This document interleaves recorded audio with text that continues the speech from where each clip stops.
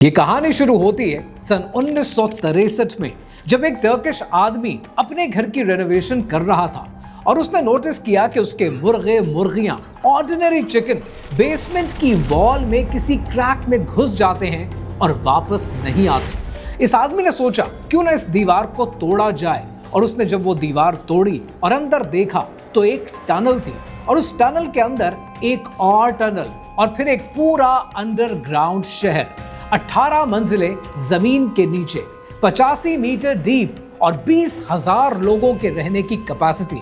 Church, school, winery, stables, hospitals, dungeon, kitchen, यानी मुर्गियों ने एक पूरी सिविलाइजेशन को ढूंढ निकाला। और उस आदमी का नाम आपको तारीख में नहीं मिलता, ना उन मुर्गियों का जिक्र आपको तारीख में मिलता है, वो भी मौजूद नहीं है। अलेक्जेंडर ने एक दुनिया को कॉन्कर किया, किताबों में है। न्यूटन ने ग्रेविटी डिस्कवर की, किताबों में है। ये आदमी जिसने एक 3000 साल पुराना अंडरग्राउंड शहर ढूंढ निकाला, उसे कोई नहीं जानता, लिटरली एनोनिमस, क्योंकि तारीख सिर्फ पावरफुल लोगों को रिकॉर्ड करती है। अब यहाँ पर इस टॉपिक पर बनने वाली ज्यादातर वीडियोस एक गलती करती है। वो कहते हैं कि 20,000 लोग यहाँ छुपते थे। वेल, छुपते थे क्यों? क्या था ये कोई टेम्पररी शहर था, जैसे कोविड का कोई लॉकडाउन कि 3 हफ्ते अंदर रहे और फिर बाहर निकल आए? ये लॉकडाउन नहीं था, ये एक पूरी सिविलाइजेशन थी जमीन के नीचे, परमानेंटली फंक्शनल। सालों तक स्कूल था, वाइन फैक्ट्री थी, घर थे, और एक वाइन फैक्ट्री थी ताकि कल्चर कायम रहे जो इन लोगों का कल्चर था। हिस्टोरियंस कहते हैं कि वाइन प्रेस की एग्जिस्टेंस प्रूव करती है कि ये लोग टेम्पररी नहीं रहते थे, वो लॉन्ग टर्म रहने के लिए आए थे। तो सवाल ये है कि क्या ये सिर्फ एक बहुत ज्यादा पॉपुलेशन का बनकर था, या एक पूरी सिविलाइजेशन जो जमीन के नीचे अपनी एक दूसरी दुनिया बनाए हुए थी? और ये सिविलाइजेशन हमें आज के बारे में क्या सिखाती है, क्या बताती है, और क्या इंसान को वापस जेरे जमीन शहर बसाने चाहिए? कहानी क्या है, आइए समझते हैं।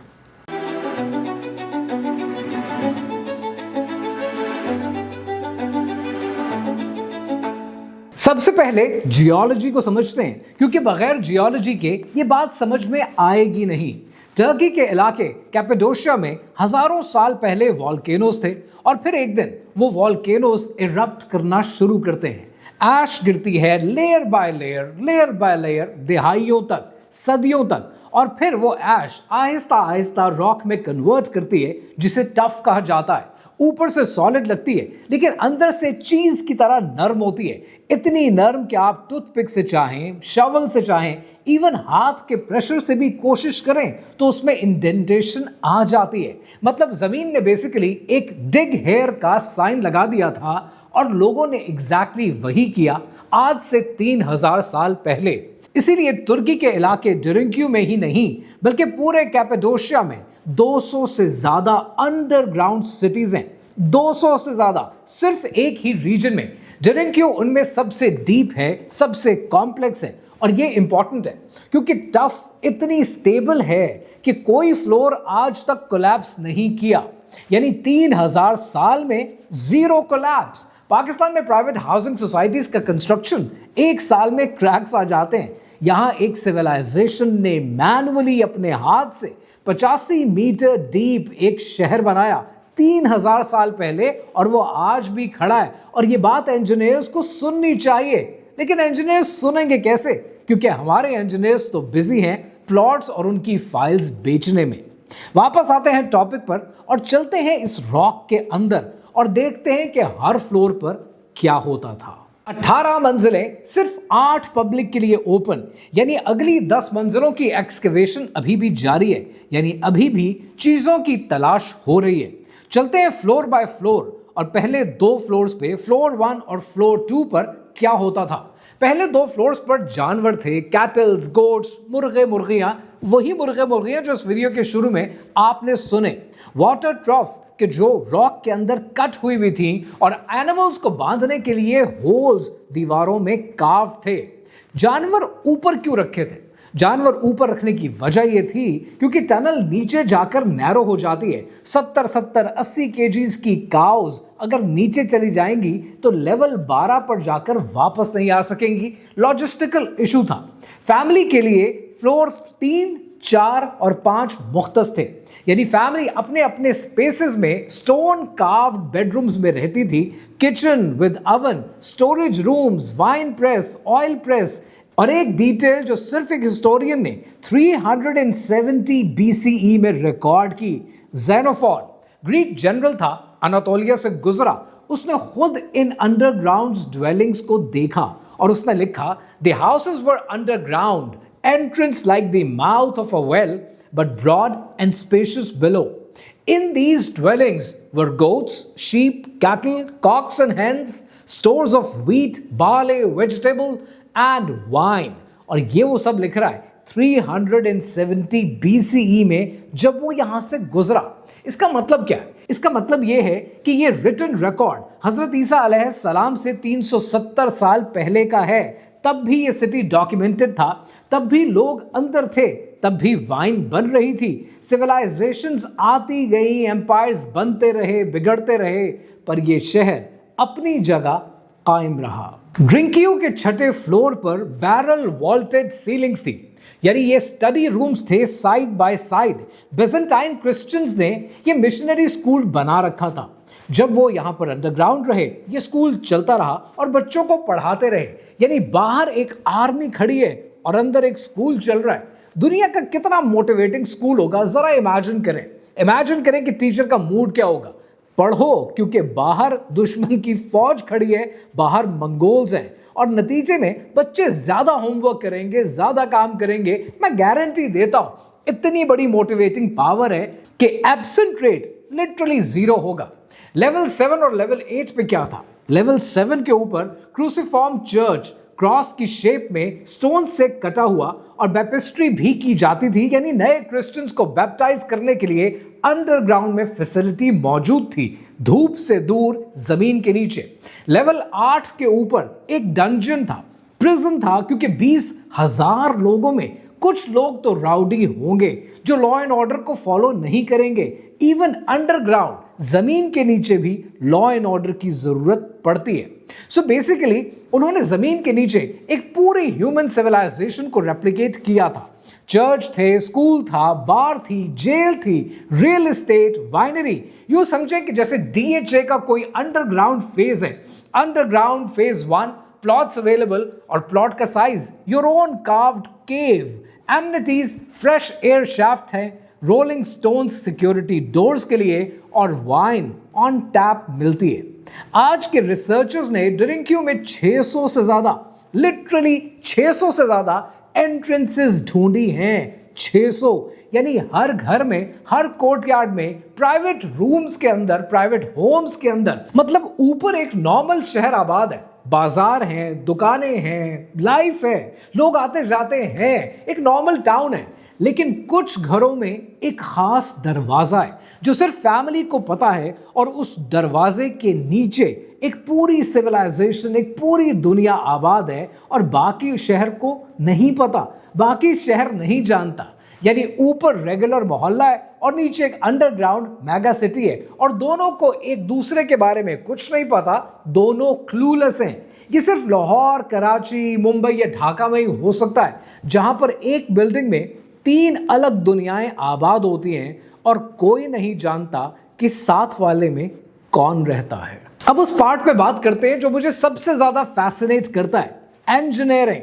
2800 साल पहले बिना कंप्यूटर के, बिना ऑटोकैड के, सॉफ्टवेयर के, हाथ से हवा के लिए 15,000 माइक्रोशाफ्ट और 50 main shaft, 85 metre underground, 18 floors, 20,000 लोग, जानवर भी, इन सब के लिए फ्रेश एयर।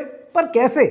50 से ज्यादा मेन वेंटिलेशन शाफ्ट्स मौजूद हैं और ऊपर के लेवल में 15,000 माइक्रोशाफ्ट मोस्टली 10 सेंटीमीटर वाइड हैं। एंगल केयरफुली डिजाइन किया गया ताकि नेचुरल एयर फ्लो क्रिएट हो सके, ऊपर से लेकर नीचे तक, बगैर फैन के, बगैर इलेक्ट्रिसिटी के, सिर्फ फिजिक्स के जरिए। और आज भी 2025 में अगर आप डिरिंक्यू जाएं तो लेवल 8 पर भी आपको हवा आती मिलेगी। पाकिस्तान में मल्टी बिलियन रुपीस की हाउसिंग कॉलोनीज मौजूद हैं, बिल्डिंग्स मौजूद हैं, और HVAC सिस्टम पहले हफ्ते में ही फेल हो जाता है। ये लोग 2800 साल पहले यानी तकरीबन 3000 साल पहले अपने हाथ से रॉक में परमानेंट फ्रेश एयर सिस्टम बनाकर बैठे थे, जो आज भी काम कर रहा है। और अगर ये सिस्टम वापडा के पास होता तो शायद बंद हो चुका होता, लेकिन वापडा नहीं थी तो शायद इसीलिए काम कर रहा है। एक 55 मीटर डीप वेल सरफेस से अंडरग्राउंड सिटी के जरिए जमीन के नीचे तक। और ये भी सुने क्योंकि ये डिटेल्स बड़ी कमाल है। सन 1923 में जब कैपेडोशियन ग्रीक्स वहां से गए तो मॉडर्न टर्किश टाउन ने उन वेल से पानी लेना शुरू कर दिया। सालों तक 1963 तक ये लोग पानी निकालते रहे। इन्हें नहीं पता था कि इनकी जो पानी की बकेट है, जो बाल्टी है, वो एक अंडरग्राउंड सिटी के जरिए नीचे जाती है, लिटरली 40 साल तक। और इनके डिफेंस ट्रिक पता है क्या था? डिफेंस ट्रिक ये था कि अगर दुश्मन ऊपर है, सीज है, तो नीचे वाले अपना वाटर सप्लाई ऊपर से कट कर देते थे। दुश्मन सोचता था कि मैं पानी रोक लूंगा तो नीचे वाले मजबूर हो जाएंगे, जबकि नीचे वालों के पास चेकमेट ये अवेलेबल था कि हम नीचे से ही पानी रोक लेंगे तो ऊपर वाले को पानी नहीं मिलेगा। दुश्मन के पास आर्मी थी, लेकिन इनके पास जियोलॉजी थी और जियोलॉजी जीत गई। अब जरा डिरिंक्यू के दरवाजों और उनकी डिफेंस की कहानी को समझते हैं। हर टनल के अंदर डिस्क शेप स्टोन्ड दरवाजे थे, यानी तकरीबन 500 किलो के, 500 किलो यानी हाफ अ टन, और रोल करके क्लोज हुआ करते थे। वो भी सिर्फ अंदर से, बाहर से पुश करो तो कुछ नहीं होता था। दरवाजे के बीच में एक छोटा सा सुराख था, सिर्फ एक। 14वीं सदी में अमीर तैमूर, मंगोल कॉन्करर, जिसने सेंट्रल एशिया को फतह किया था और रोंद डाला था, उसने अपने एक कप्तान को भेजा और ऑर्डर दिया कि जो लोग अंदर छुपे हैं अंडरग्राउंड, इन्हें पकड़कर बाहर लेकर आओ। कप्तान दरवाजे के पास गया, धक्का दिया, कुछ नहीं हुआ, अंदर से कुछ नहीं हुआ, क्योंकि दरवाजा अंदर से खुलता था। लेकिन उसने एक छोटा सा सुराख देखा और अंदर झांकने की कोशिश की। तब किसी ने तीर चला दिया और कप्तान वहीं पर मर गया। तैमूर की आर्मी अंदर नहीं घुस सकी और ये डॉक्यूमेंटेड हिस्ट्री है। रिचर्ड मैगेलवरी डॉकिंस ने 1916 में ये हिस्टोरिकल अकाउंट रिकॉर्ड किया है कि तैमूर के टाइम एक कप्तान को डिरिंक्यू जैसी जगह से तीर से मारा गया। तैमूर, जिसने समरकंद फतह किया, जिससे पूरी दुनिया कांपती थी, अंडरग्राउंड में एक आदमी, एक होल और एक तीर से वो हार गया। Smaller plan, better results. और ये बातें आपको टेक्स्ट बुक्स में नहीं पढ़ाई जाती, पर पढ़ाई जानी चाहिए। टनल इतनी नैरो थी कि एक वक्त में सिर्फ एक ही आदमी गुजर सकता था, उससे ज्यादा इंसान फिट नहीं हो सकते थे। Single file entry only. इसका मतलब क्या है? इसका मतलब ये कि बाहर बेशक 10,000 की फौज खड़ी हो, अंदर तो एक ही आदमी जा सकता है, और उस एक आदमी के मुकाबले में डिफेंस करना आसान होता है। आपने 300 स्पैरेटन्स की कहानी तो सुनी होगी, कितनी मूवीज बनी है इस टॉपिक पर। थर्मोपली का नैरो पास, जहां पर्शिया की पूरी आर्मी एक डायरेक्शन से ही आ सकती थी, हिस्ट्री की सबसे फेमस डिफेंस स्ट्रैटेजी। और इन लोगों ने खुद अपना थर्मोपली डिजाइन किया अंडरग्राउंड में, and they were absolutely the clear winner. अब बात करते हैं कि ये शहर बसाया किसने और क्यों बनाया, और जवाब एक ही है हर बार, 3000 साल तक बाहर कुछ था और अंदर कुछ और। सन 1200 कबले मसीह में जब ब्रॉन्ज एज का कोलैप्स हुआ और फ्रिजियंस इन्वेजन्स कर रहे थे, तब हिटिटाइट्स यहां आकर छुपे। सन 800 से लेकर 600 कबले मसीह में जब पर्शियंस एक्सपैंड कर रहे थे और एंडलेस वॉर्स चल रही थी, तब फ्रिजियंस यहां आकर छुपे।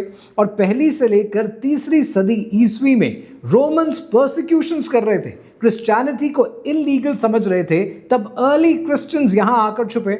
और फिर चौथी से लेकर 10वीं सदी ईस्वी में अरब बेजेंटाइन वॉर्स चल रही थी, 400 साल तक रेड्स का सिलसिला चला, तब बेजेंटाइन क्रिश्चियंस यहाँ आकर छुपे। 14वीं सदी ईस्वी में जब मंगोल्स इन्वेजन्स कर रहे थे और अमीर तैमूर जगह जगह पर अपनी फतुहात के झंडे गाड़ रहा था, तब कैपेडोशियंस ग्रीक्स यहाँ आकर छुपे।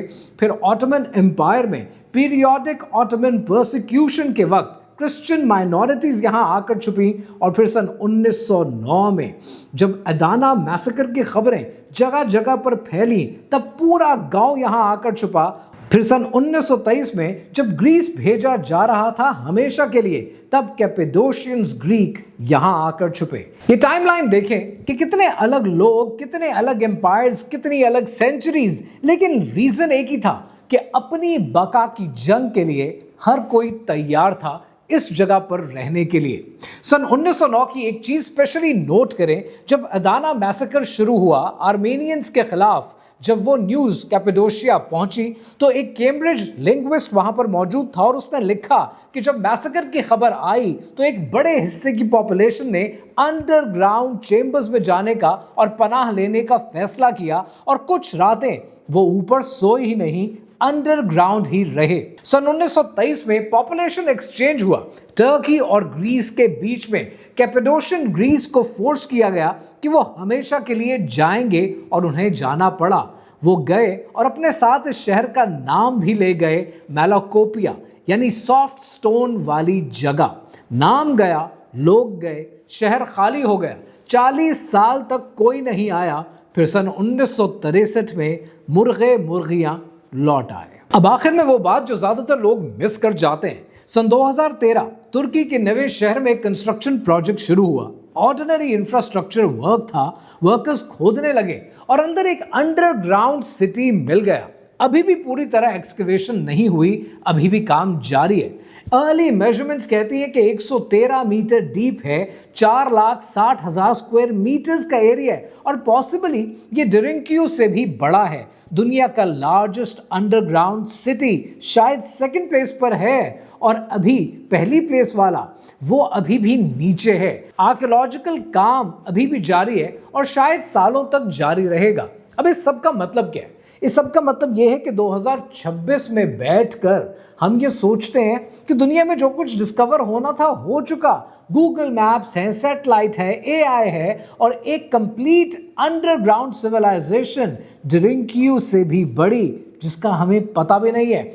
2013 में किसी कंस्ट्रक्शन प्रोजेक्ट के नतीजे में मिली है और हमने नोटिस किया कि 2024 में एक पोस्ट वायरल होती है और फिर हम समझते हैं कि बस डिरिंक्यू की कहानी इतनी ही है। इसलिए मैं आपसे बार बार कहता हूं कि अल्लाह सुब्हानहू तआला को समझने के लिए और इस दुनिया को समझने के लिए अभी बहुत वक्त चाहिए।